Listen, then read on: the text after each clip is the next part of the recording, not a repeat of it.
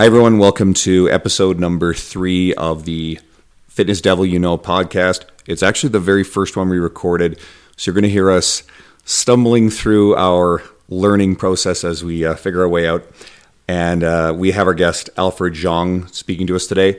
And as much as Alfred likes to sneak into talking about research a lot, we go in a lot of different directions about a lot of fun fitness-related topics. So stick around and listen. Shut up and sit down.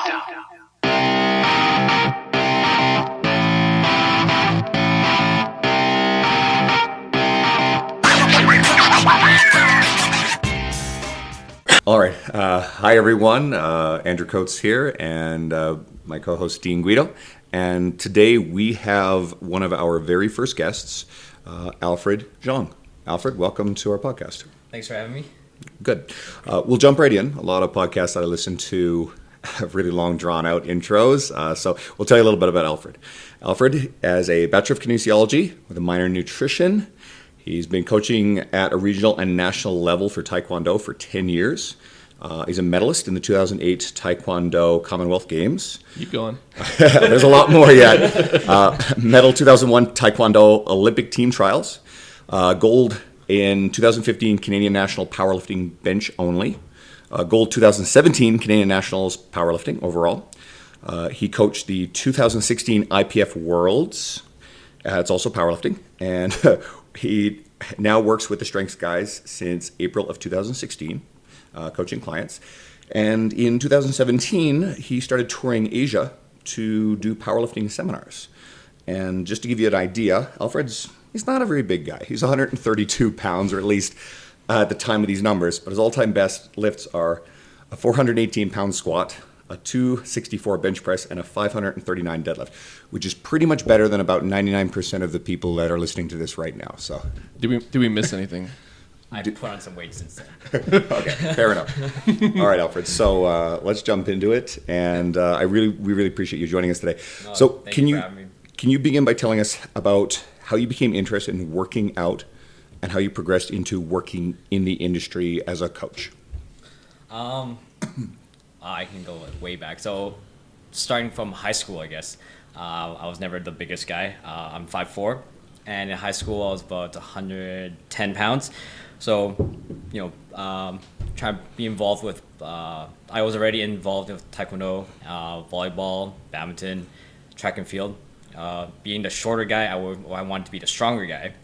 So eventually I started working out. No structured plan or anything, the typical bro split, go in, bust out an arm day, leg day, the typical stuff. We all did that. Yeah. Some of us still do, sort of. Whatever works. Later on in university, I took a break from competing and just focusing on studies, but also I can't sit still. So started going to the gym a little bit more. I wanted to get bigger. Me personally, I have OCD, so some people think it's more drastic than others, but to each his own. You were talking about the weeds Yeah. in your yard. I don't want to get started with my yard. But anyways, so naturally I wanted the most efficient way to build muscle rather than just going in there. If I'm going to be in there for an hour and a half a day, 3-4 times a week, I want to make sure I get the best bang for my buck. So I started doing some research, talking to some profs, and really finding out how to actually build muscle, what actually happens in the body. And one thing led to another.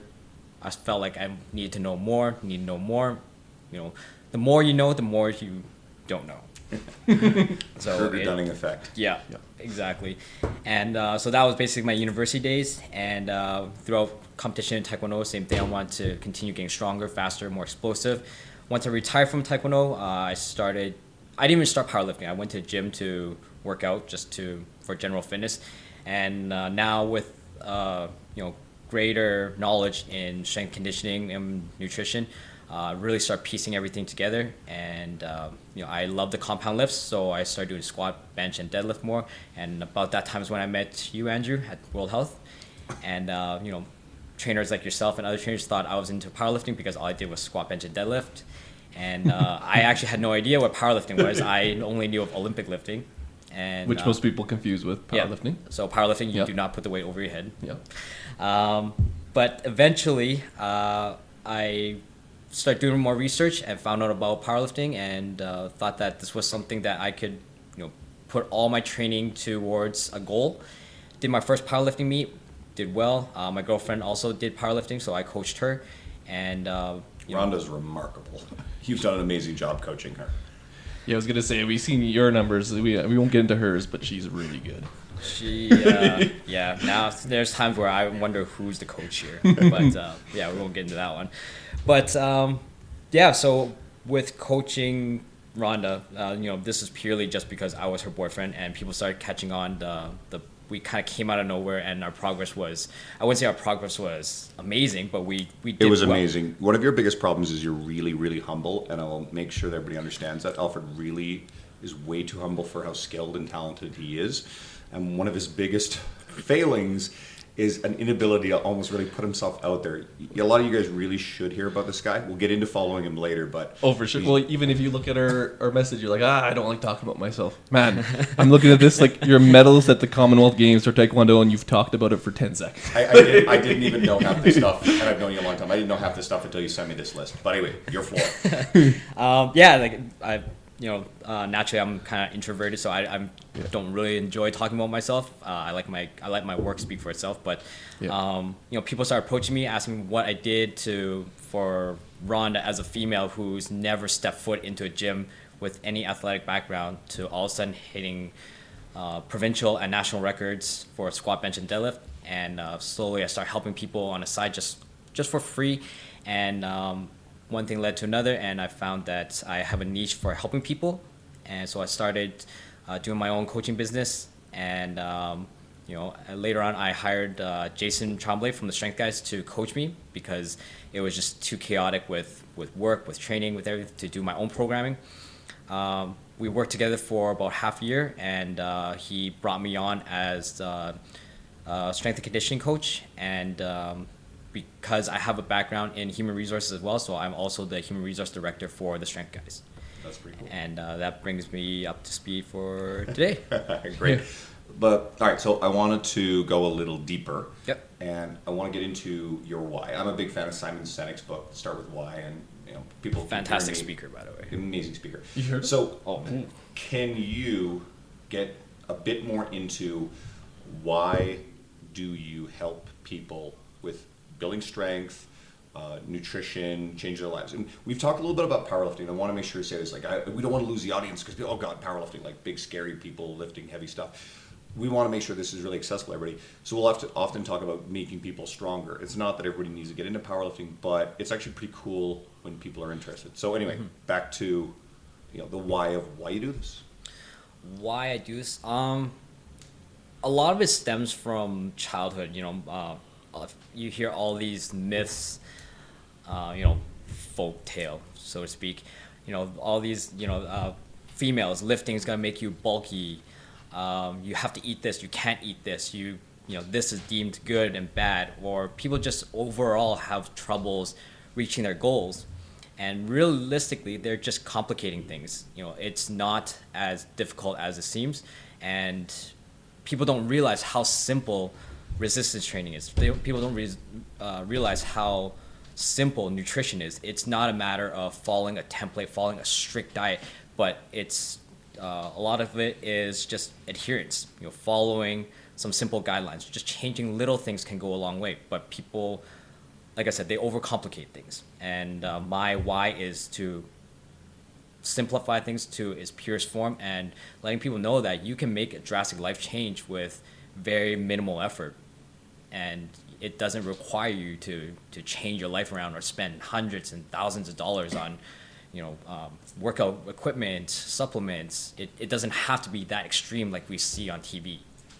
You probably just hit on about 4 hours worth of discussion points and you cannot quite get into it, but I love the fact that, and the message is something I believe in, Guido believes in a lot, like dispelling all the fears and myths and the big scary boogeyman that the fitness industry can often be. And a big part of what we want to do with this podcast is to kind of take the piss out of the scary stuff, defeat some of the myths, the fluff and the bullshit that's out there, and give people useful, actionable stuff. We're going to talk a lot more about that. Which goes exactly what you're saying, which is you want to make it simple.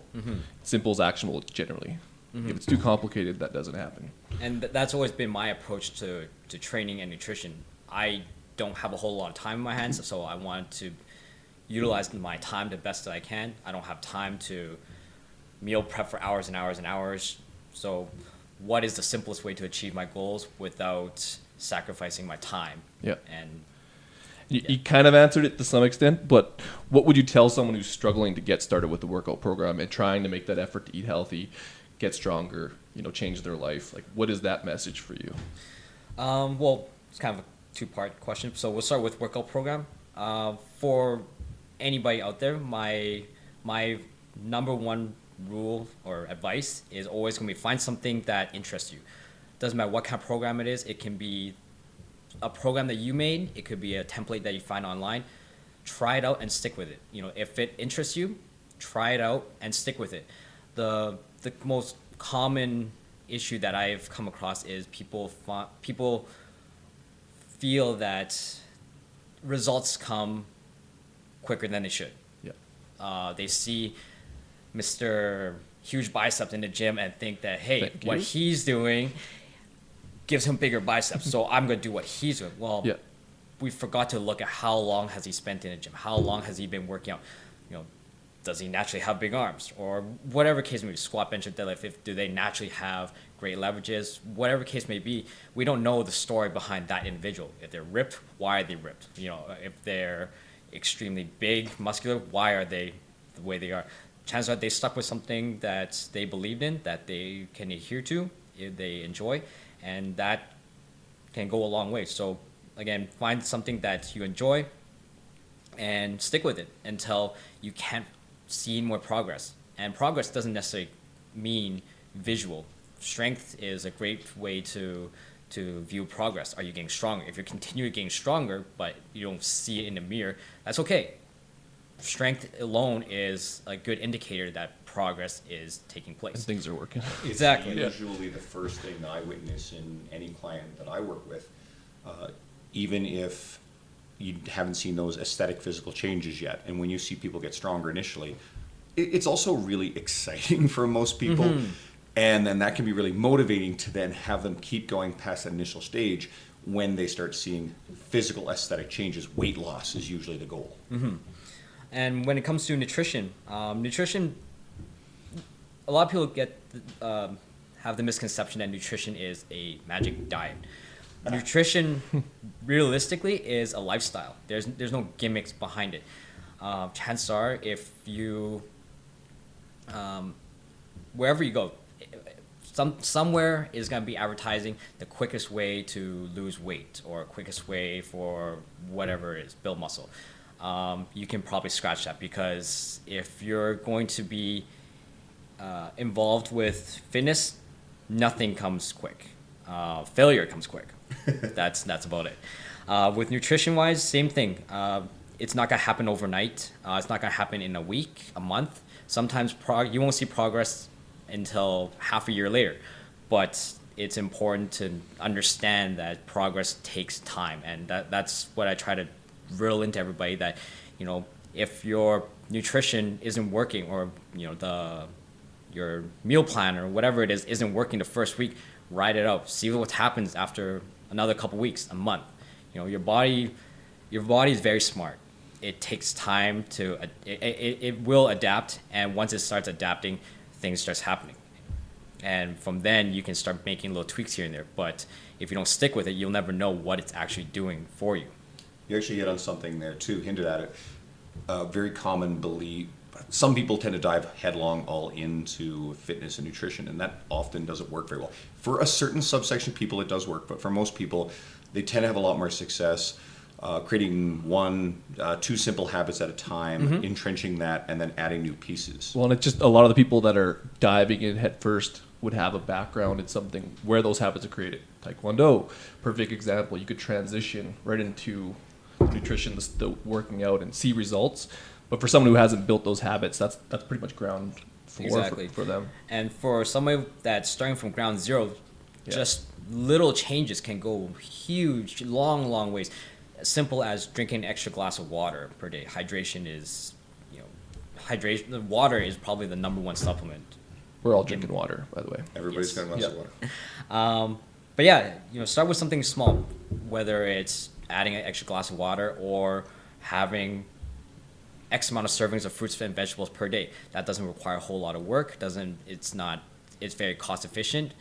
Try something like that first. See how that goes. Keep it consistent. Consistency is always going to be key. You actually wandered into one of the things that I wanted to ask as the next question. You're really great with no-nonsense nutrition. A lot of our friends are, a lot of the people I respect are. Can you get into a bit more of the more overlooked aspects of nutrition, the stuff that people don't realize is really powerful? And then, what are some of the things that people get really caught up in that actually doesn't matter? My favorite saying is that often too many people major into minors. So right off the bat, generally people that want to get into, they want to get lean or they want to get in shape, first thing they go to is Popeyes or GNC. They want to find some supplement, some magic pill that's going to turn them into the fitness model next week. Unfortunately, that doesn't happen. So number one, the biggest stone would be adherence. Finding something that you can adhere to that doesn't require a ton of life-changing decisions. Everybody has jobs. Everybody has their responsibilities. Fitness is rarely somebody's one and only primary goal. Everybody has to work to pay for bills and whatnot. So finding something that works for you, that you can fit into your daily lifestyle without having to sacrifice your quality of life. Secondly would be energy balance.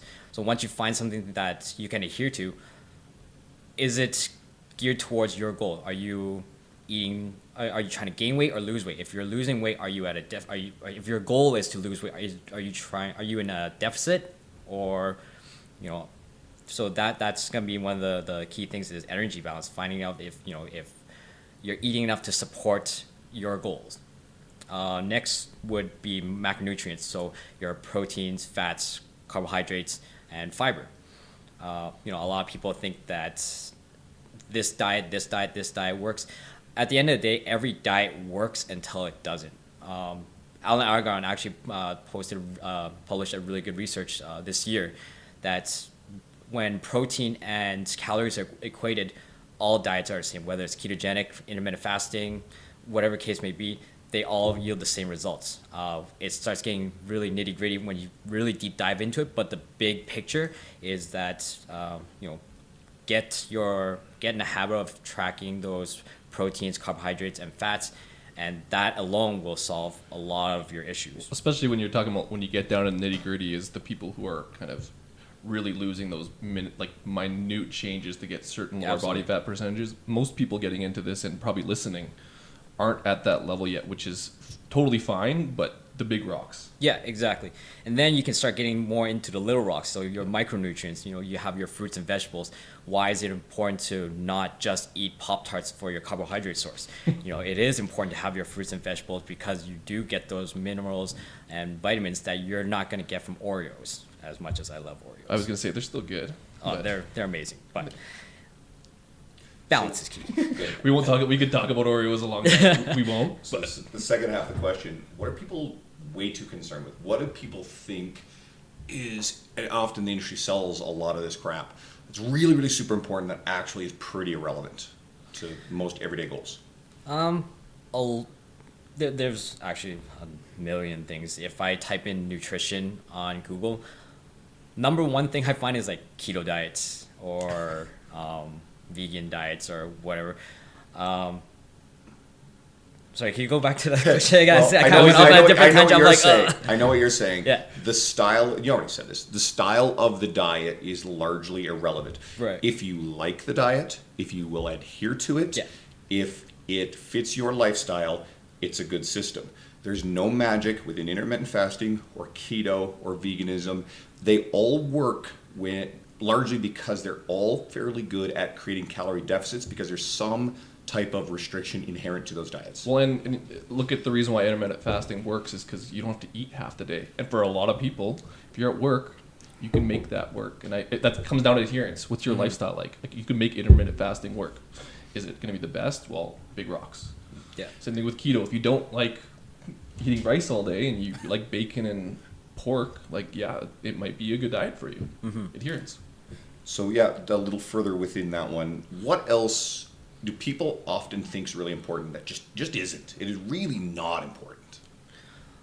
Supplements. I keep coming to that one because even my own athletes, typically the first week, I do a Skype consultation with them if they're not local, and first question I always get is, what kind of supplement should I take? Well, let's start by getting your nutrition down first. Yeah. Chances are, if you have a well-balanced diet, you don't need supplements. Again, supplements is, the name states, it's a supplement. It supplements something you're deficient in. But if you have a well-balanced diet, you have your whole grains, your fruits and vegetables, you don't need to necessarily supplement anything. Even a cup of coffee can go a long ways in your workout. I'm a big supplement minimalist. There's really very little that you can get over the counter. We're not going to discuss the under the counter stuff, the bad stuff. And but it's the over the counter costly stuff as well. Well, extremely. Most of it doesn't work though. I spent so much money on Super Pump and No Explode during high school and college. Like, it's ridiculous. I'm sure Like, there was actually no explode there. It tasted good though. Like, I mean, I still like. Well, not all of them. It tasted good. It blow I up your thought- shaker cup when you. I remember first time I had Put the lid beta on. alanine, like I just start freaking out. I'm like, what is this sensation that's going on? And now I think it was on the strength cast. Anyways, like, athletes, like, I love the tingly feeling. Like, that's not good. Well, I don't know if it's not good. It's just, it's working, I guess. But it feels friggin' weird. But that's associated with it's working and it's good for you in performance. So here's your takeaway, guys. Especially if you're new to the gym, forget the pre-workout. You don't need it right now. There's a lot of other stuff you're going to focus on. Okay, so as someone who's you've had incredible success strength sport wise, talk about how getting stronger can kind of help people towards, I guess, fitness goals, but losing weight, and then that whole concept of keeping them consistent. Well, especially for females, the number one fear seems to be that they're scared of getting bulky. But Yeah. realistically, one key factor that females lack compared to guys is testosterone. If you don't have, pardon my language, if you don't have an extra pair of balls growing, you're not going to get that big. You're not going to get that bulky. Some of the strongest lifters are 105, 115 pounds, and they lift 2 to 3 times their body weight, and they're small people. So strength-wise, building strength generally equates to building more muscle. When you have more muscle, you burn more calories. So having more lean body mass on its own, you're going to end up burning more calories just on a day-to-day basis.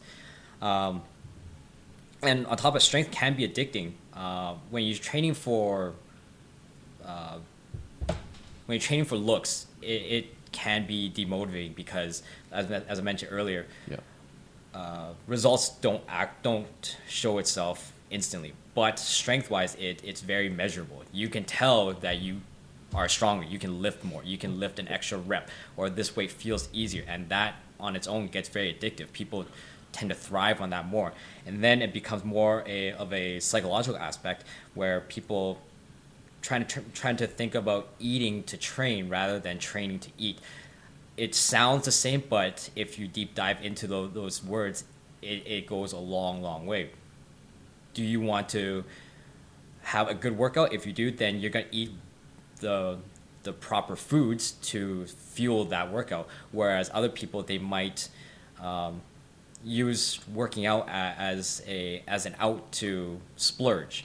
Yeah, absolutely. You probably even with the culture now, you see on Instagram, it's like, man, hit heavy deadlifts, I'm gonna go smash a bunch of donuts. Which, again, if that fits in, fine. But it's kind of glorifying the fact that, well, it's glorifying it to some degree. I have clients who they'll openly admit that they work out. They love their workouts, but they work out so that way they can eat. They're foodies. They love food, and that's okay. Sometimes it's about subtly nudging someone in the direction so that way we just get a little bit more out of the nutrition, make sure the training program is effective, so that way they are making progress towards their goal, but ultimately allowing them to eat the food they enjoy. This is not a rabbit hole we probably want to go down today, but it's still adherence, though. At the end of the day. Absolutely, it's about adherence. the whole idea of not demonizing food as good or bad, Yeah. and breaking cycles of guilt and shame, and sometimes women, a little bit more so than men, but men too, can be really vulnerable to emotional eating behavior. They can end up maybe not feeling like this is some I don't know, deeply man. rooted psychological stuff. But I felt bad eating pizza the other day. oh, there you go. I never feel I that. felt really guilty. I've always felt you great feel after ashamed of eating yourself. It wasn't that. I had pizza the first day. It was like super a good workout, blah blah blah. Hungry, ate pizza. It was the leftover pizza the next day because you had too much pizza. It's like, but it's in the fridge. Just imagine now that that's someone's life. Yes. They ate that pizza. They feel really, really bad and guilty about it. So they feel down. And after a little while, they go and they reach back for high-calorie food to feel good again. Like I said, this is deeply rooted psychological stuff and not a rabbit hole I want to go in today. But this is an important area that we will explore a lot more in future podcasts. Well, I think it's it's good to touch on it. I mean, we could talk for hours on that, and like you said, the science behind that, And the even mental- just going over the psychological aspect, Yeah. that's like 2 to 3 podcasts on its own. oh, easily. It's 100 podcasts on its own. Yeah. You could talk endlessly on that. You could talk endlessly. You have a lot. I know. I'm trying not to. I'm trying to listen more than talk. You're actually holding yourself back from the rabbit hole. Yes. I'll gladly stay outside of it for now. Okay, so this is the fun stuff. I really don't want to get like overly negative about stuff. I really believe that we want to highlight positive things, but I'm also not above just cutting the shit and talking about real problems in our industry. What are your thoughts on coaches? We know a few who try to push everyone into powerlifting, including every middle-aged woman they train, post videos of inexperienced lifters doing poor form for 1 rep maxes very early in their programming because they're using it to promote themselves with seemingly little regard for the safety of the client. Man, that's the longest question, but you get it. Sorry. I'll try to break that down as best I can. So going back to the first point, powerlifting for everybody, I definitely do not feel that powerlifting is for everybody. At the end of the day, it is a sport. Not everybody's going to be into it, just like I personally do not enjoy basketball because I am not coordinated to do both dribbling and running. Separate them, no problem. I can run, I can dribble, put them together. I'm just lost. But powerlifting on its own, it's not necessarily for everybody. You don't need to do powerlifting in order to be strong, in order to get into shape. It's another tool. A lot of things to consider. Is it enjoyable for you to squat, bench, and deadlift? Another question is there any physical limitations? Can you even squat, bench, and deadlift? We like to think that everybody can, but unfortunately, there are people that have those limitations. Like Ankles for one. ankles, knees. Like myself, I'm half broken all the time. Yep. So there's a lot of limitations. So if you can't physically do it, why force yourself to do something that can potentially harm you? There's a million and one alternatives. Even if it's just using machines, that's fine if it helps you achieve your goal. But as long as it's within your limitations and lifestyle limitations, like powerlifting training can be very time consuming. I mean, like you train powerlifting for a long time. You know how long it can take. Well, it's mentally consuming. I mean, in terms of when you get close to a sport, and you can probably, in terms of a competition, when you get close, like it consumes your life a lot of the times. That's not realistic for everyone. I just Especially like looking strong. Well, that's where powerlifting becomes like powerlifting didn't like it's squat, bench, and deadlift. Those were around way before powerlifting was around. So it's no, I totally get that too. So I'll sort of summarize that a little bit better, I think. What do you think of coaches who push their agenda and ideology versus doing what's best for the client? So that will kind of go into the second part of the question. In my opinion, why people do that is, for lack of better words, insecurity. They want to showcase their strengths. If their strength is powerlifting, then they're gonna push that on everybody. And as a coach, people need to understand it's okay to not understand everything. It's okay to not be perfect at everything or know everything. But it's also important to understand that not everybody wants to do powerlifting or can do powerlifting, and that on its own should be another driving force for you to expand your knowledge, expand your expertise. I was just gonna say, like, in terms of, like, that's a weakness. If all you know is powerlifting and you really want to be in this industry, it's probably best that you go learn other practices, learn how to coach people in other areas, because ultimately you have more to offer. If all you have to offer to this world is powerlifting, that segments you to a very small population. Absolutely. Even not everybody has the accessibility to train in a well-diverse gym. Some people train at World Health or Good Life or any commercial gym, and some gyms are not necessarily powerlifting friendly. It's no hate. It's just the demographic.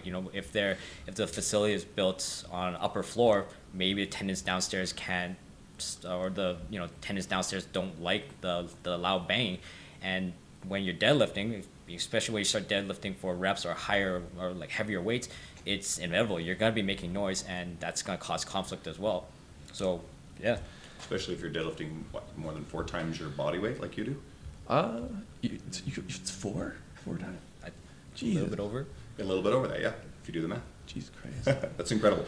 Okay. Just another story. Like, we talked about our basement gym. I got a basement gym, and my neighbors could hear me deadlifting. Oh, wow. So they didn't like that. That's fantastic. So I stick to the afternoon. But side story.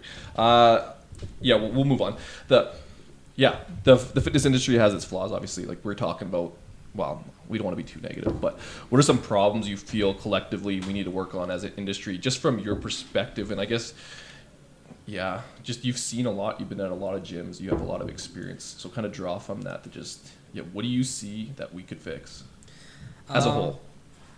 As a whole, without getting too much into details, I think trainers, coaches, they see everything as black or white. Yeah. And it's either this way or this way.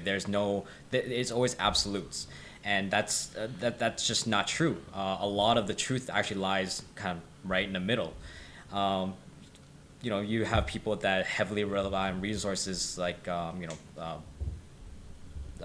T Nation, like those bodybuilding websites, bodybuilding.com, or just gurus, people that have been in the sport for years and years and years, who have a ton of knowledge, but it's knowledge on what works best for them. And they stand by what works for them as the overall general rule, but that's not necessarily the case. So people need to understand that what works for them, I'm sure it works for them, but it might not work for everybody else. So they need to understand that the truth is actually somewhere in the middle. Research articles as well. People in my industry, we heavily rely on research, because we want to give good information. But even research has its flaws on its own. Why? We have documentaries out there that base everything on, quote unquote research. But What the health? Not another rabbit hole we're getting. Steaming I was trying to pile avoid of any. shit. If you've ever seen this documentary, it is full of bullshit. There's virtually none of the studies that are quoted actually prove or show any of the things they claim. It's Andrew's actually getting I was gonna say, look look what you've done. And I knew he was thinking about what the health when he was talking. And documentaries, like, I know you were thinking of that. Were you thinking of that? So to kind of like, without dropping names, but this has happened more than once, where documentaries have listed studies to support their argument, but what they fail to mention is that they cherry pick studies to just support their argument, but they fail to report the studies that, like, the 10 to 20 other studies that go against what the overall message is. And there's a lot of things to consider. What's the sample size? Are the people part of the research? Is it self-reported, or what's the controlled environment? A lot of people don't know. A lot of people, if you're not, I call myself a nerd. If you're not a nerd like me, that's going to take the time to read a 60-page research, chances are you're going to miss out on those little details. You're going to read the title of the research, and you're going to scroll right down to the results and find results, conclusions. Like, oh, so the research paper is on A, B, C.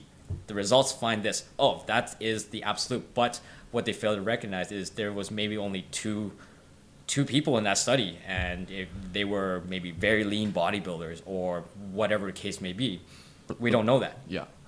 Well, that's a huge problem, that goes back to what you were talking about with, I guess, even when we talk about the powerlifting, people pushing agendas, and I guess everyone has an agenda. So like even for our listeners, it's just you need to listen to the people that aren't black and white, and if only for the reason that the people who aren't black and white are always getting better and they're always learning more. They're going to be able to find information for you. They're not going to just make up answers based on their agenda. There's a lot of people in the industry who are very firmly entrenched in their position, often even more so with nutrition even than training. Yeah. And they may sell books on the topic. If anyone's ever heard of an author named Gary Taubes, he's a really good example. He's a big low-carb zealot, and you'll hear that term zealot a lot. Andrew hates zealots, but you'll figure that out. The guy's been debunked and I don't like the term disproven, but there's been overwhelming research to pretty much destroy his perspective, and he just will not let go of it because his whole brand and identity over years of publications are built upon his theory. There are plenty of other people in the industry. There are far worse charlatans out there, and I would go as far as to say stay the fuck out of nutrition sections of bookstores because it's generally all fiction. It's garbage. But like that's the problem. So I mean, we're talking about problems in the fitness industry, and if I'm Joe Blow off the street and I want to learn about that, where am I going to go? Like I'm going to go to the nutrition section of the bookstore, and that's what you're going to come up with. So I mean, like if you're listening here and you want to learn about good nutrition resources, message one of us. We'll give you Alfred's contact info. You'll have mine. You'll have Guido's. If you want to learn, we will put you in the right direction. There are great professionals you can follow. People like you mentioned, Alan Aragon, Dr. Lane Norton, Dr. Mike Yerzatel, Eric Helms of 3DMJ, and so many more of these really, really great people.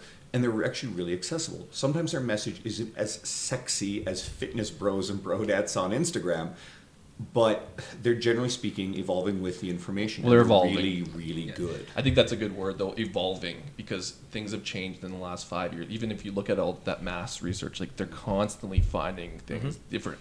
And it's just a matter of the information has to come out. And it might be a little bit slow. And a lot of it will kind of, I guess, confirm what a lot of us already know. But again, without that objective data, it's hard. Well, even like fitness professionals. So you mentioned Lane Norton, and his research on leucine back in the day, that was the bread and butter. And now they're starting to find that branching amino acids and leucine on its own may not be as beneficial as they originally claimed. They're pretty much crushing that supplement. Right. And it's not to say that Lane was wrong in his initial findings. It's just that It was a while ago. Yeah, it was a while ago, and information keeps surfacing. The technology keeps getting better and better, so they're able to fine tune the research more and more and more. And it's important to understand that there are no absolutes. There's always new research coming out. There's always new answers coming out. So it's important to keep an open mind. Yes. Not so open that your brain falls out. Yeah. Keep it simple. Take everything with a grain of salt, and yeah. And that's good advice for even some of the trainers listening. Like, I mean, you just constantly evolve, take things with a grain of salt, and that applies to our listeners that are trying to get into this as well in terms of fitness. You make a good point. And this podcast is really geared towards kind of your average everyday person. It's a little broad, but there's going to be a backdrop of a lot of personal trainers who are going to want to follow this because there's going to be a lot to learn.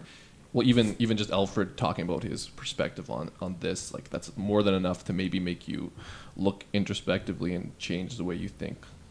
A little bit, or go do more research and read 60-page. So I'm gonna dig a little deeper, Alfred. Which is hard. You're a nice guy. You don't like saying the nasty stuff. But what are some bad practices you want to warn our audience about that the industry does? Again, what I mentioned earlier, people tend to major in the minors. They look too heavily into the details, but forget the overall picture. For instance, somebody that wants to improve the squat, they go and try to find every possible accessory to improve their squat, but when you look at the big picture, they're squatting once a week. Simply squatting more often, twice a week, you'll probably see better results than to add in 50 different accessories where you actually don't know what the accessories are contributing to. Yeah. Nutrition, same thing. People tend to right away hop towards supplements because they feel that it will help them faster to achieve their results. But if you just tidy things up, have a consistent schedule, keep your social meals. I like to call them social meals. When you go out to eat with your friends and not track them, keep those to a controlled number, and you'll be surprised the results that you'll see. Well, it's habit based, I think. What about selling waist trainers? The fitness professionals that sell those. You're gonna get them to say something controversial. Come on, I'll Say something bad about waist trainers. Besides, everybody's gonna get mad at me anyway. So come on. I've never quite understood the. Well, I do and I don't. When people So damn nice. Goddamn when Alfred. people when people explain their rationale behind waist trainers, Yeah. they help them sweat to lose inches off their waist. But what people need to realize is like fat loss isn't localized. You can't localize one specific spot to lose fat. It's a whole. Your body is a system, not individual sections. And on top of that, when you're losing water, you're exactly as I mentioned, you're losing water. When you sweat out a pound, but you go back and pound back a jug of water, you just gained it all back with no additional benefits to wearing the sweat belt other than having sweaty clothes. Being in the Okay. sauna, sweat belts, they're so temporary. Okay, what about what those machines you put on your abs when we were all young? I didn't do that. I don't know. But say something what's bad about wrong those. with you? They stuck to you and they flexed your abs. There has to be something bad you can say about that. You know what I'm talking about? I don't- remember what's it called. It's a belt and it's like a battery pack and it just you Yeah, could sit there and electric shock. do It shocks your it did abs. crunches for you. You didn't do it. essentially it's forcing your muscles to contract against your own will, so to speak. And there's little research, or actually there's no research to really support that I know of. So that's as far as I can get, is that there's nothing to support that those gimmicks, Man, quote unquote, you're the best. gimmicks work. What studies have shown that work is actual resistance training to action. And on top of that, when you're at a gym, why you want to be functional. Everybody should strive to be functional. When you have a machine that does the work for you, you're not really achieving anything long term. Functional, do you mean standing on Bosu balls? Man, we were just talking about that video. I'm joking, by That- the way, if that- you don't know my sarcasm yet. Well, even if we can go down the functional rabbit hole. Actually, Not functional too far, but- Functional strength isn't even what they turned it into in terms of what people look at it as. Functional strength is it depends on who's presenting. That's what I mean. The people who made function, even if you think Boyle's functional strength, I don't even think he calls it functional strength because he doesn't want to be The term has associated been with so- people squatting on upside down Bosu balls Right. with the squat on their back. The term's been so bastardized that Oh, man. when you go on a gym tour and this is a functional training session. Don't even say it functional. This is bullshit. Squatting is very functional if you can actually do it. If you want to squat for competition, or if you want to be stronger, if you want to lose weight, whatever has benefit to you is functional. The Context. term gets misused. If you hear someone using the term or overusing the term in our industry, that's a bit of a red flag. That might be a place you want to kind of step aside and go, this isn't probably somewhere I should get my Matt, information. if they make you squat like that video, and we're talking about a video, the guy did squats on upside down Bosu balls, right? Two of them, and he Two had a of- barbell on his back. He fell off. His ankle fell off. It was so funny. I haven't seen the video, but I can already Oh, picture He nearly dropped the barbell on himself. But- it was really stupid. But like, I think I could do it. Okay. Like, Well, Dean regard- Somerset, who will actually be will record him soon. He's actually going to be our first podcast. So by the time you're listening to this, you've probably already heard his podcast. Hopefully, Dean actually did suggest that we have you do it. I said I wasn't going to do it. So Oh, I think I could. I just think I could do it. Like I just want to prove. just something. because you can do doesn't mean it's a good idea. That's good advice. Listen to that. Yeah. Okay. Well. Okay. Overall take home message. Yeah. Right. Good advice. Well, we can't get him to say anything bad. So say something good. What do you love about the industry? And love. What do you like about the industry? And what do you love about the industry? and what do you feel you do well, or we as an industry do well? What I personally love about the industry is the consistent strive for improvement. We're always, for most part, most people try to always learn, always expanding their toolbox. But whether it's through research, talking to more experienced individuals in the field, all of those are great tools to improve. And that's why I love about people in this industry, is that most people do try to make the conscious effort to improve in some sort of way. Yeah. Research, just keeping up with research alone is a very valuable tool because it never ends. There's always new research coming out. Networking and expanding your support system. So talking with people that are better at powerlifting, bodybuilding, whatever it is, talking with somebody that's better at something than you is always a great tool. When it just even, that's totally true. Like that's why people go to seminars, or you should go to seminars. But even we were training with Dean Somerset. We're gonna just push Dean Somerset occasionally. There's no reason not to. I'm doing something, He's and one of the best in the industry, and everyone should be following him. I'm trying to do some rehab thing. Anyways, he looked at it in 2 seconds and was like, "Yeah, no, do this." And I'm just like, "Man, you're so much smarter than me. Just give me your information." Like I wanted his brain. I feel stupid around the man, and that's, well, not a lot of I people feel make me stupid when Alfred said he read 60-page papers. I'm like, damn it, I go to the conclusions. I'm that guy. It's But I take it with I do take it with a grain of salt, though. You know, like even stuff like this podcast, where people like you guys are trying to provide general information, and the key phrase is general information. Because realistically, who has the time to sit there and read through pages and pages of a meta-analysis?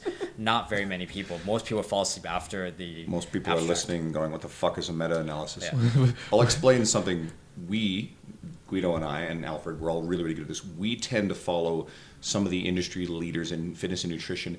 These are often the guys producing and digesting the information, the research, the actual peer-reviewed research that's out there, turning it into something that is more accessible, and then it's our job to turn around and give it to you in a form that isn't overwhelming. You've heard us, Alfred especially, mention research a lot. We don't want to make you feel intimidated that you have to go and dive into this stuff.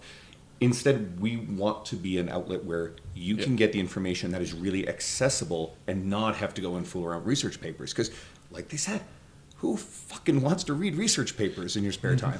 Well, and turn around the people who are going to give it to you in a like we listened to it in a digestible format, took it down from 60 pages, and then we put it down to 2 sentences. But again, that's I guess why we're here to some extent, to kind of provide it in a very simple format, which goes down to your why.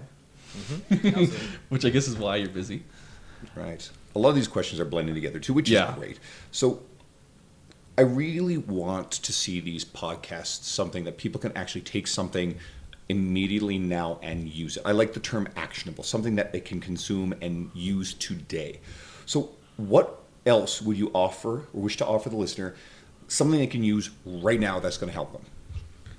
Something that you can use right now: stop procrastinating. You hear I like that. over and over again, especially when it comes to New Year's. You hear it over and over. In December 1st, New Year's, I'm going to do A, B, and C. Well, why does it have to wait till New Year's? You can start right now as we speak. Drink an extra glass of water. Have, that. If you already had 5 burgers today, probably not the best idea to have 2 more tonight. Maybe stick with a salad, or have some sort of fruits and vegetables. Have, a wide variety of foods. Everything can contribute to overall success. You don't have to wait till tomorrow. You don't have to wait till next week, next year. Just as simple as, if you had a lot of food and you feel that it's probably not the best idea to have that tub of ice cream, then put it down. That's your first step already. Simply just putting something down, or start picking up a new habit right now. Doesn't require a whole lot of work. Drinking water instead of drinking pop doesn't require a whole lot of work. You can That's a really good one. Yeah. Literally, you can go to a tap, turn on tap, drink a cup of water. Boom, you already took the first step. It doesn't take a whole lot of work. You don't need months and months of planning. And at the end of the day, for those who are on some sort of meal plan or nutrition plan, it's important to recognize that your life isn't over after one cheat meal. It doesn't quite work that way. Just because you had one cheat meal doesn't mean that your overall success is done and now you need to sit there and cry and eat like 5 tubs of Haagen-Dazs. It's still salvageable. There's little things you can do to still be on track for progress. Most people that are listening probably are not preparing for a bodybuilding show or a photo shoot or anything. People just want overall health and fitness tips. So if you went out to have a few beers with your buddy, that's okay. You don't have to feel guilty about it. Just recognize that is what you did. That is what you've done. Move forward. Tomorrow, what can we do to make things better? Tomorrow, what can you do to keep you on track with your fitness goal? Whether you're gaining weight, losing weight, whatever it is, just go back on track. That's really all it is. I love that. Everybody, let's cut the shit. Everybody wants to look good naked, right? That's kind of the big driver. You touched on like that cheap meal, and then I'll reframe that. One of the biggest things I often see is when someone goes and eats something they feel like they shouldn't, and they start feeling bad, then they say, the hell with it. Yep. Then they blow the entire day, they blow the entire weekend, and they get in this mind frame to say, I'll restart. I hate the word. It's actually one of my least favorite words in this industry. I hate the term restart because it gives people this out to say, okay, I'm now in off mode, which is bullshit, complete utter bullshit. And then they're going to be bad for a little while in their mind. And then they're going to, quote, reset on Monday, which is, you mentioned that earlier. It's really important to break that kind of thinking, to catch binges and these kind of problem-sustained behaviors quickly. Take a big deep breath, forgive yourself, dispense with the guilt, dispense with the shame, and say, okay, I can do this, get right back up again, and get back to sustainable habits. Nothing extreme. Yeah. I was just going to say, it goes down to habits. Turning it on and off is not a habit. Like, it makes no sense. Like, you can go to that wedding and eat whatever, but you can use habits to kind of pick better choices there. It's a mindset that people create. And a lot of people, and a lot of you listeners, you're probably going, shit, I do that too. Yeah, and I understand it. And you're not a bad person for doing it. It's just something that I want you to seriously think about this and say, okay, can I change this mindset and get away from on and off behavior and rationalizing to yourself why you're engaging in sustained, quote, off behavior. Try to dispense with that whole line of thinking, and that's a great way to get yourself into better habits and make a lot of progress, is to break that thinking. And chances are you're doing more damage than good by procrastinating and waiting for next week or the next restart date. If you splurge on a meal, give yourself a pat on the back, enjoy it, remember what it tastes like, and move on. Continue on with whatever your goal was. You don't need to set a reset date. Like I said, enjoy yourself. We're all here for the same reasons. We all like to enjoy foods, so it's okay. That's that half a box of pizza. Maybe that was a bit much, but it's okay. Move forward. Yeah, I completely agree. But what do you? Okay, sorry. What do you? What? I'm trying to read this script right now. In case you haven't noticed, okay, so this is literally our first time recording, so we're bumbling some of this stuff, and actually I'm really cool with like just figuring this stuff out. So I'm trying to point at Guido to basically say, you read the next question, idiot. Imagine a big redheaded dude who looks like the dude off Game of Thrones in a muscle shirt pointing at me. I'm like, what did I do? Okay, what? I can't even read. What do you do to step away from workouts and a career in the industry? Like, what are some unrelated passions and hobbies that you do that aren't related to this career? I am the worst person to ask this question. You by research. Far. Alfred's hobby is squatting. Like, quite literally, his favorite thing to do in the world is to squat and pick up heavy shit. We totally made assumptions. Yeah, my hobbies and my life pretty much revolves around fitness. Ever since I can remember, something in my life has to do with fitness. Even when I'm not working, I've always been involved with Taekwondo. Going out to bike ride, rollerblade friends, whatever the case may be, reading, and of course with my profession, I end up reading research papers or something in the field. God, you must be fucking bored. Okay, let's rephrase that. What's your way? Like, how do you get away from it? Like, you got to do something to kind of step back and like take it all in. Like, what is that for you? And it could be a vacation. Like, it could be a place. Like, where do you go to kind of step back? For me, honestly, is putting my electronics away. Because everything revolves around my phone, my laptop, internet. So for me to kind of take a step back is simply just to put my phone away, put my laptop away, and just kind of rolling with the punches from there. My friends might stop by, or I might just sit there and watch Family Guy. What's your TV show? What's the show? Family Guy? Family Guy is a go-to one. Whatever I can kind of shut my brain off. Yeah. That's funny. I shut my brain off. My wife always says that, but she watches Teen Mom. It like literally like I got home from a stressful day at work. This is going on Instagram story. Yeah, I just need to listen to something that's gonna make my brain melt because I'm over it, and that's Teen Mom. So I've seen a lot of Teen Mom. FYI. Okay, you talked about reading. I'm going to make this a different question. Outside of research papers, yes. What are you currently reading? And this doesn't have to be fiction. It doesn't have to be Game of Thrones or Harry Potter. But what is a great book that you feel our audience would enjoy? And what are you currently enjoying or have enjoyed recently? Outside of research. Oh, man. And it could be fitness related. Like, that's fine. Just I haven't had a chance to read a ton of books lately just because I have a few big projects coming up. So I have... To put it perspective, I have about 138 papers I need to read. Jesus. This question was not supposed Yeah. to be about research papers. But Man. that aside, a book that I have recently purchased and I actually am looking forward to reading is Eat, Lift, and Thrive by Sohee Lee. So, she's very well known in the industry. Small Asian girl, very she has her master's, I believe. Pursuing her PhD right Pursuing now. her PhD, CSCS. I believe in nutritional sciences or something very, very close to that.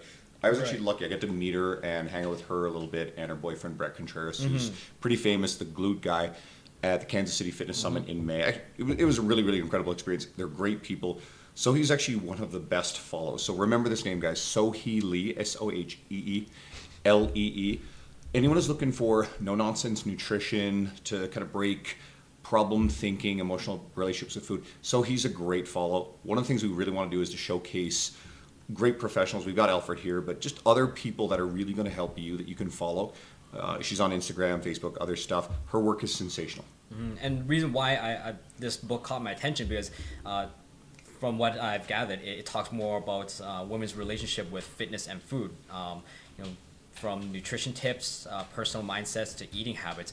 It's always great to kind of view the mindset of another professional in the industry. Especially one at that level. I mean, you can't not pull something out of there that you can make actionable. Well, that kind of begs a question that I hadn't put in your script. Now, you had an incredible amount of success with your girlfriend, Rhonda. I mean, I cannot overstate how successful she's been.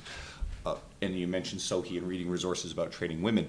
Do you prefer to train women, or do you train more women? Or, especially with, obviously, the strength guys and your role in that, what demographic do you train the most, and what do you enjoy training?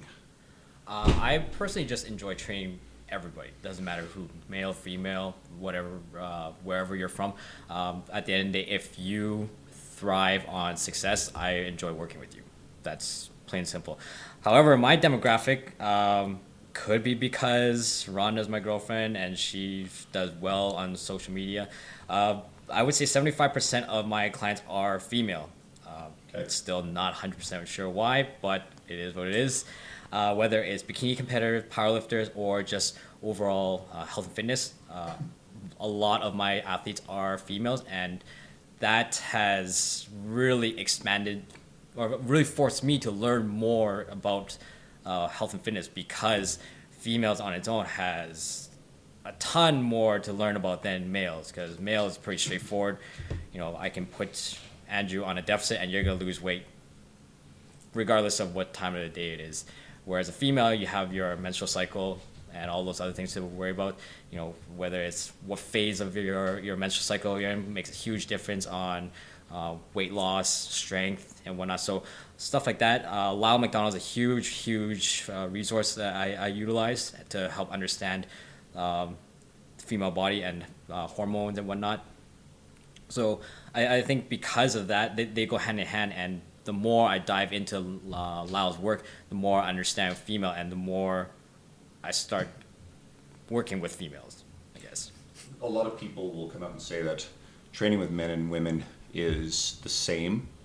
That's not entirely true. It's an oversimplification. Oh, definitely But not. then anyone who comes out and says, oh, training women and men is dramatically different, that's also not true. The truth is in the middle. There are some really cool things about female physiology. One is women can handle training volumes that will kill men. They have a greater capacity to recover quickly during workouts. They need less rest break. They can also do more reps relative to their 1 rep max than men can. So there's a handful of really cool, I guess, physiological oddities that make women pretty badass in the gym. And to kind of touch on that, to put it into perspective, I can already list 3 athletes off the top of my head. 2 of my other athletes and Rhonda. Recently, I programmed them to do 95% for sets of 3 to 5. You tell me to do 95% for anything over 1 rep, and I'm gonna be buried. Yeah, I'll die too. So forget that. For them to be able to rep that out, it still blows my mind. But that's one of the things that I learned, is that they are able to handle that kind of work capacity. So here's your takeaway, girls. If you're listening to this, You guys have incredible capacity to do really, really cool Utilize stuff in the gym. your strengths. So don't be afraid of it. And like they were talking about earlier, you will not get bulky. Here's another one of my little diatribes. Nothing pisses me off more than a handful of female fitness professionals, usually bodybuilders or that like, who wave around, oh, I'm natural, I'm drug free. They're lying. Some of them are lying. It's a And whole they're very muscular. Rabbit And holes, man. I'm going down this way. They're very muscular. They do not look natural. They're huge and lean. And that message scares women away from the gym to do something that's going to improve their bone mineral density, reduce blood pressure, reduce blood sugar, improve mental health. There are so many positive physiological effects of resistance training. And it's a particular pet peeve of mine. And why is it different for men than women? I always like this analogy. Now, Arnold Schwarzenegger has come out and has admitted steroid use, absolutely. But let's just say Arnold had said, oh, I'm all natural to a generation of young men.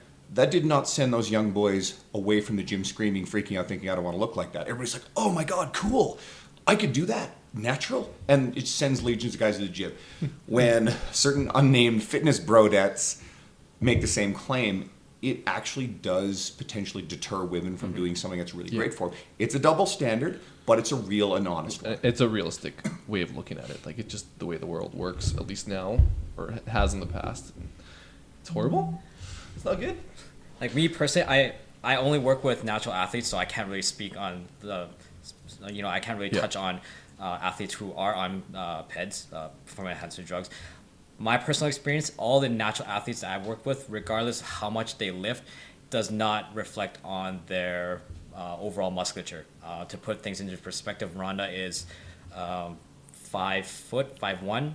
She competes at 105 pounds. She squats 285, bench press 165, and deadlifts 345. And she looks like an anime character. And like she's this still cute little super girl. tiny.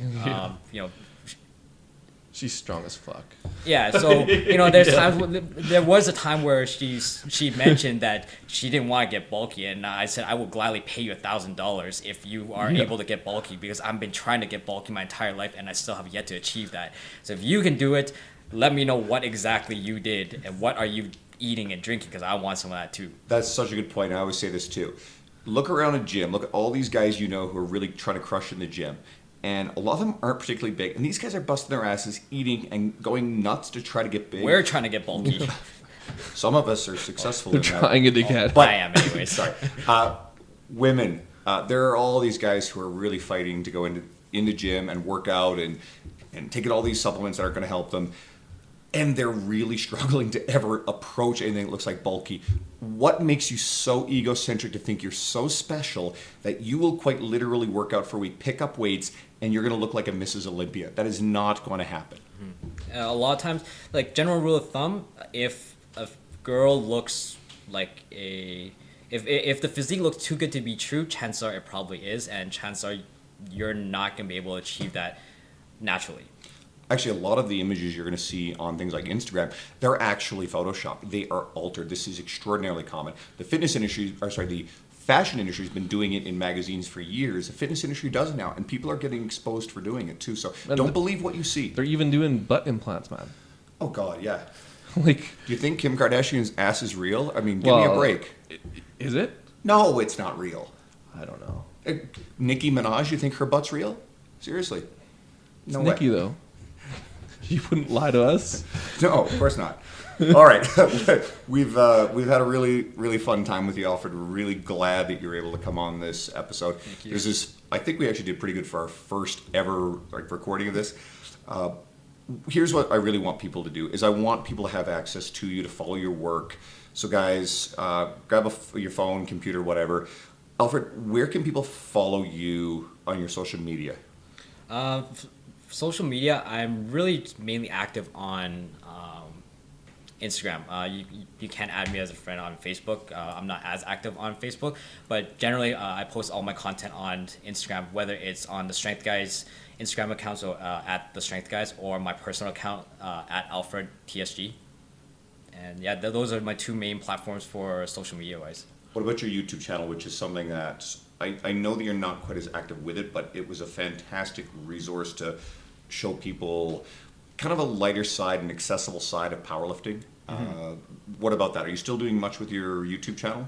I'm actually converting my YouTube channel to the overall the Strength Guys YouTube channel. So it's a big project that we're currently working on. We have a lot of content in the back burner right now, and that's going to be a project that we're working on. But once that is up and running again, then I'll post that up so you guys can check it out.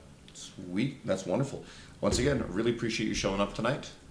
Yeah, I got nothing to say. Like, Alfred's a really smart guy. Go follow him.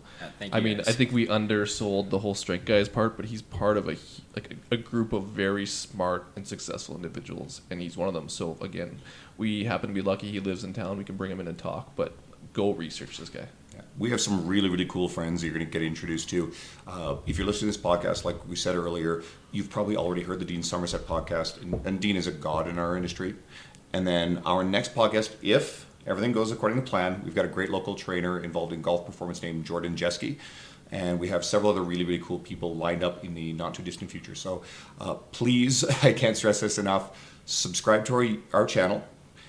Please download, share it. If you like what we're doing, we're really, really trying to create something great, something that we want you to be a part of.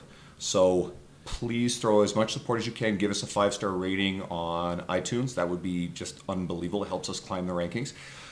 And send us questions. If you want us to talk about specific topics in future podcasts, Dean and I are going to do some ones where we talk topics in between some of our guest podcasts. We can answer your questions. We want to tackle the stuff you're interested in, because in the end of the day, this is for you, the listener, you, the audience. This is not a vehicle for us to talk about crap that we care about as much as stuff that is meant to help you. So thank you very much for listening to this, and we'll see you next time. Take it easy.